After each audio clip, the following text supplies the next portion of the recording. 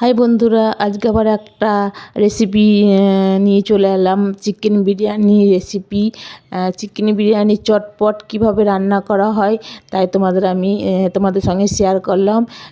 Chicken biryani করতে কি কি মশলা লাগে, মানে এটা মাংস চিকেনটা করার জন্য যে মশলা লাগে আদা রসুন কাঁচা লঙ্কা পেঁয়াজ, আর এতে দেবো ধনে, গোটা ধনে দিলাম, একটু একটু জিরে দিলাম, গোটা জিরে,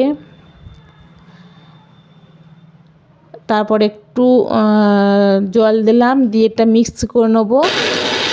মিক্স করে নিয়ে মিক্সার একটু বেটে নিলাম।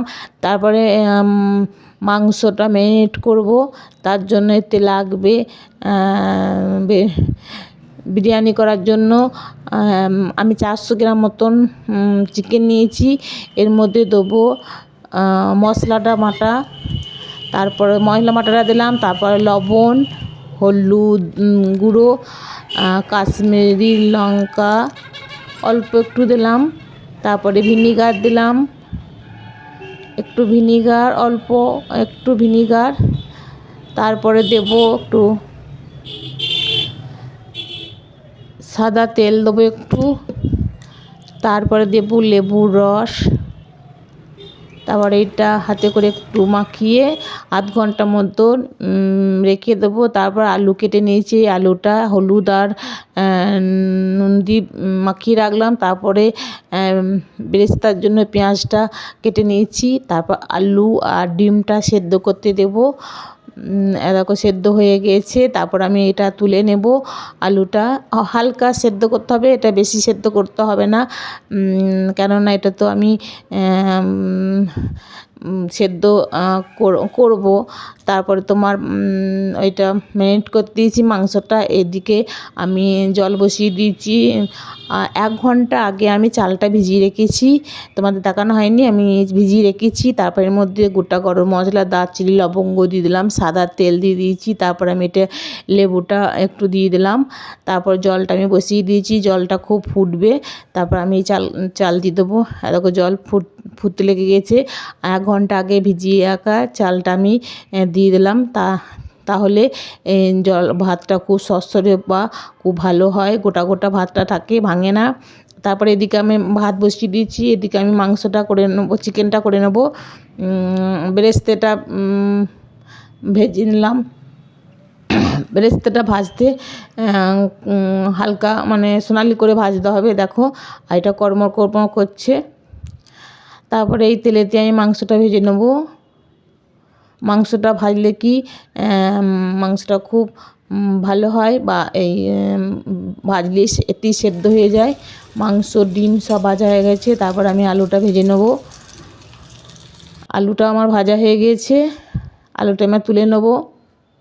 তারপর এই তেলেতে আমি মশলাটা দিয়ে দিলাম, যে মশলাটা আমি ম্যারিনেট করতে রেখেছিলাম, সেই মশলাটা বেরিয়েছিল, সেই মশলাটা আমি তেলের মধ্যে দিয়ে দিলাম। এই তেল ছাড়া অবধি আমাকে রাখতে হবে, তেল ছাড়া হয়ে যাবে। তারপরে একটু বিরিয়ানি মশলা দিয়ে দেবো, বিরিয়ানি মশলা দিলাম। তারপরে তো আমি মাংসটা দিয়ে দেবো, চিকেনটা দিয়ে দেবো। তারপর এর মধ্যে আমি আলু দেবো না, ডিমটা মাংসটা দিয়ে একটু জল দিয়ে দেবো, একটু সেদ্ধ হবে, তারপর এটা আমি নামিয়ে নেব। এদিকে আমার ভাতও হয়ে গিয়েছে, আমার ভাত রান্না হয়ে গেছে। ভাতটা একটু থালায় ঢেলে দিয়েছি ঝরঝরে হওয়ার জন্য। এইদিকে ভাতও হয়ে গিয়েছে। এদিকে আমি ভাত এই একটা জামবাটির মধ্যে, বড় জামবাটির মধ্যে প্রথম ভাত দিয়ে দিলাম, তারপরে আলু, বেরেস্তা, মাংস, ঘি ছিটিয়ে দিলাম। ঘি ছিটিয়ে দিয়ে তার মধ্যে একটু বিরিয়ানি মশলা দিয়ে দেবো। তারপরে বিরিয়ানি মশলা দেওয়ার পর এর ওপরে আবার আমাকে দুটো ভাত দিয়ে দিতে হবে। তারপরে বাদ দেওয়ার পর থালাটা যেই থালাটা আমি চাপা দেবো সেই থালাটা চাপা দেওয়ার পর চারিদিক ময়দা বা আটা দিয়ে এটি দিতে হবে, তা নাহলে বাসটা ভাপটা বেরিয়ে চলে যাবে।